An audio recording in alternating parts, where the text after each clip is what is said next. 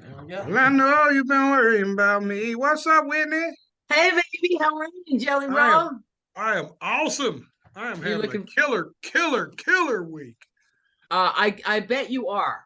At what point did you realize? Well, hot dang, I could have a number one song here on country radio. What was that like? That feeling? It's still not all the way. I haven't processed it completely. It just seemed like it was so unreal. Even January of 2022, I was like, you couldn't have told me that we were going to have a number one. February of 2022, you couldn't have told me we were going to have a number one. March, April, May, June, July, Gotcha. August.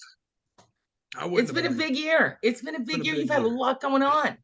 It's been a big year, man. Well, listen, this song hits so many people just on so many levels because it is about basically everyone. If Yes. you haven't seen the video, that is portrayed beautifully.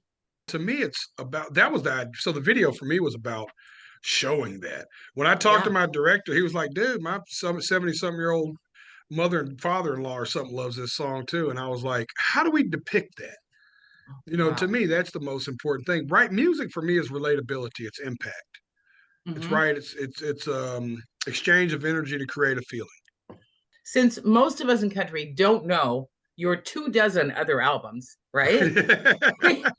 We know Son of a Sinner.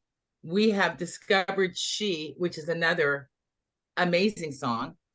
And then just yesterday, I heard another song called Need a Favor. Yep.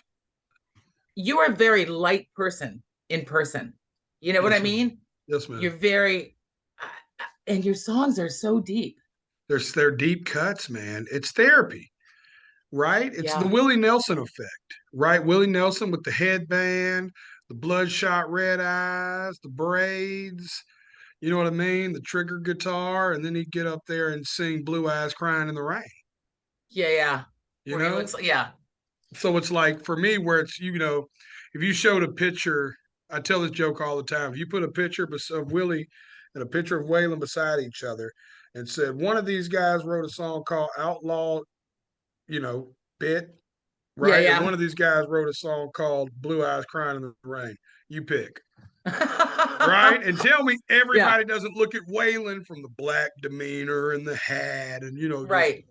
that presence of his and go, oh, yeah, that's the dude that wrote the crying in the Rain song. And you're like, For sure. The other yeah. guy, the hippie dude, wrote the Outlaw song. It's like, oh no. Dang, I never thought of it that way. That's true though. That's Yeah, it's true. crazy, right? So is that how you stay sane? Is all this songwriting? Yeah, absolutely. I don't know where I'd be without the ability to express what I feel in that way. You know what I mean? How early did you start doing that? Because I always like to tell people, although nobody cares, is that I started writing poetry when I was about 3. You know, Right. mice are nice. They eat rice. They Yeah. eat corn Yeah. after they're born. As Yeah. opposed to Right. before they're born, I was Yeah. very heavy as a child. Right. But at what point did you start writing lyrics? Well, for me, I think I was probably very similar. It's probably 6 or 7. I started writing poems. I'd come downstairs with I just had this knack for rhyming and then hip hop started getting really big in the 90s and I was, an impressionable young man, 10, 11 years old, 12 years old when that started exploding. So I started getting a knack for kind of that rhyming and rhythmic pattern. So I feel like I've always to some degree been trying to write a song. Yeah, well, it I guess you got a little help from Ernest on this one, right? Yo, yeah, well, yeah, which is a great, and my buddy D Ray, but it's a great guy to get some help from for sure. So you've got a while, or are you already working on like a next album? Oh, this album's ready. I'm gonna bet my career on the next album. I don't know. I would have bet my career on this album. Did you? Yeah, I mean, what was your goal when you released the album? Was it I'm gonna cross over to country and that's gonna be it? Because you're still doing rap shows, right? yeah, for sure. No, we still just do the same show we've always done, but it's always had a country flair and it's always been in front of a country audience. So it now is just kind of it's been embraced by the country community since country radio got behind it. So once country radio came in, I got to see the power of the country community, which is a totally different, that the country music community is totally it's a beast you can't even, I always thought it was the word used around town of like how the artists kind of play nice with each other. right? No, this is the fans that actually make the country music community. And once they got in, it just, it took a life of its own. But yeah, no, we'll drop a whole album. It'll be a country album coming out in May or between April and June. Don't hold my feet to the fire, but we'll drop She and the next radio single, which will be Need a Favor in the meantime, while Son of a Sinner is making its push to further change my life. But it's, the fact I'm in the top 5 is just hard to even talk about. It's so unreal. What was the stat that I read? Maybe you know it. Hang on, I have it in my notes here. It's like you're the first guy who's a rapper who's had a song in the top 5 that's not rap, who's country, who's debuting. I don't know. It's a big deal though. Yeah, it's crazy. I was telling somebody, my wife and I were talking. I said, it's crazy that they're sending me like stats now. And it's Yeah, just yeah. such a testament of change because I spent most of the front half of my life looking like I was going to be a statistic, not be a guy that made statistics. Right. Right.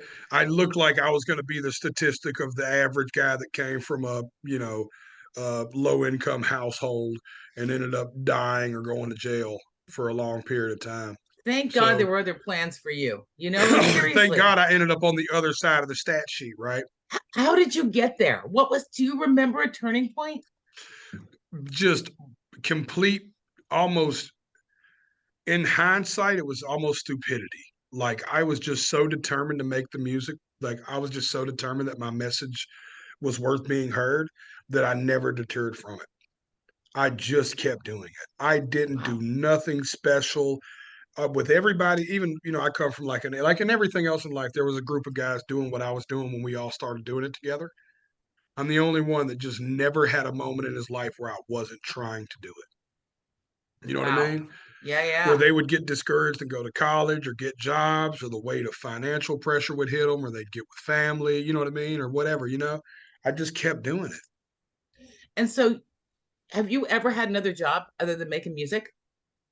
No, it's the only thing I've ever known. It's music or bust with me. The day I got out of jail, I dedicated my whole life to music in hopes to get my message spread and be able to provide for my family. And that's it. I've been music or bust for me from go. Wow. And what I really like, some of the things I've read about you, your gratefulness, your way of giving back. I know you just did a show sold out in Nashville, right? Yes, ma'am. Was it Bridgestone? Yes, ma'am. Bridgestone Arena. And you raised, I can't remember how much money it was now Over for a quarter million bucks. Youth Behind Bars, right? Yes, ma'am. We're building studios inside the juvenile system here and aftercare programs and giving away some scholarships to some local high schools with the money. And we're going to start doing something like that annually. Wow. Because that's when you started spending a little time in the pokey, right? You were a young man. Yes, ma'am. About 14, 15. See, and this is so many kids can get lost right there at that time. It's the time. It's the most impressionable years of our lives. We're trying to find a place to fit in. You're trying to figure out who you are. You're going anywhere you're accepted. You know And to give them an outlet like music, what a gift. what a gift, man. I just want to help them. With what I know is music. So that's what I'm bringing initially. But we're partnering with other trade workers and skilled workers, and we're going to try to create programs for them and try to really make it. I mean, this is what I'm doing this year is not even scratching the surface on my 10-year plan. Oh, wow. I love that you got a 10-year plan. Yeah. That is so awesome. And Bunny's all right next to you during this whole thing. Oh, she's all in on everything I do. She's Ne- totally in. Hasn't just any I can whatever I can imagine to get her be she's in. and never says you're reaching a little too high this week, baby. Nope, nope. Always push and tell me just keep shooting. She lets me go. She knows my personality. She knew who she married. So I'm the guy that if you told me, you'd give me $1 million if I could hit a home run, I would stand over the plate and swing the bat until I fainted. Right? Like that's you know what I'm saying? And then Yeah. if they didn't physically move me and I woke up there, I would wake straight up, stretch, and swing the bat again. Dang. All right, I got And you. she I knows feel that's it. my personality. Whew. I am so glad that you had a time to give us a little update on all this because we are very excited for you. Somebody asked me, it wasn't that long ago, she said, tell me what Jelly Roll has to do with country music. And I'm like, well, it's more than 3 chords, but it's Yeah. definitely the truth. You know, Mm. you got Amen. it going on. That's it. That's it. Just keep telling the truth, man. It's the narrative. It's always been important in the history of country music to have a couple artists who lie outside of the middle. You know what I Hmm. mean? Outliers, so to speak. And I'm just blessed that I got to be a part of this movement of guys like me coming in. Hardy's an outlier. There's a few Yeah. of us. There's a few of us in the mix right now. Morgan, even to it. Ernest. Heck yeah. There's a few kind of outliers that are, and that's cool because there needs to be fishing, farming country, and then there needs to be something different. And I think we get to bring different, and Yep. that's what I'm going to keep bringing. I'm here. I'm here to stay, baby. This is not a flash in the pan. This is a I full didn't blown think so. fire. Yeah, I this is a never full thought blown so. fire. I feel Never really crossed my good. mind. No, I'm Listen, in. I know I'm you are. committed. Jelly I roll. know y'all believe me, but if you're watching this, you bet wrong. If you thought I was coming and leaving, dude, as my family says, we didn't come this far just to come this far. You know what I'm saying? For sure. I can't wait to see where you go, my friend. I'll be right behind you, cheering you on. Thank you so much, man. I really appreciate it, Miss Whitney. Son of a Sinner is the amazing tune from Ballads of the Broken. It's Jelly Roll, our good friend of the big time. Thank you, buddy. Yeah, Look, I'm baby, actually the big applauding for you. Look time. at me.